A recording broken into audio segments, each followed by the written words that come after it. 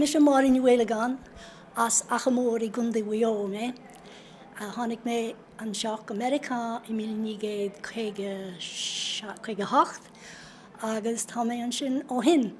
Té mar eis go héan go minic beag nach gach blian agus well dul mé mo chuid gaeilge agus méid dul ar scoil nuair a bhí mé ó agus an sin in sna hachtaidí has I mé gobar an seach ag an Irish Art Centre bhí mé ag múna rang dawsa agus rang gaeilge agus ag an am sin bhí an gaeilge beag nach dearmadach agam a chuaigh mé ar eis go héan agus thug mé cúpla ranganí cúpla mí, hach mé cúpla mí I gunda na Gaillimhe I gona mara ag cur fios an mo chuid gaeilge agus an sin nuair a tháinig mé ar eis an seo bhí mé ag múna rís ag an Irish Art Centre agus ina dhiaidh sin thosaigh mé mo scoil féin ag an American Irish Historical Society ar shráid 8 agus ascail 5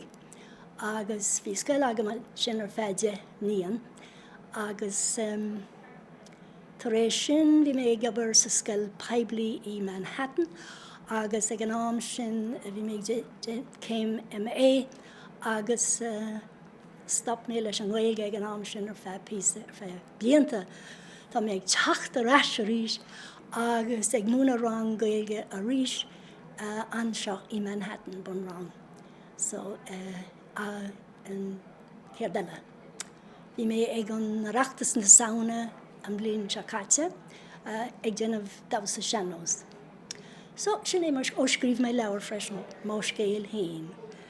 Call of the Lark and Talmatar and Leabhar. So sin é mar scéal.